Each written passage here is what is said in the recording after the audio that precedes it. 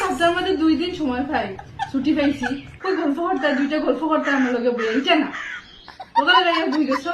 ঠিক আছে, তোমার মোবাইলে তোমার লাগে বাইরে গিয়ে মোবাইল দেখো, বাইরে গিয়ে মোবাইল দেখো।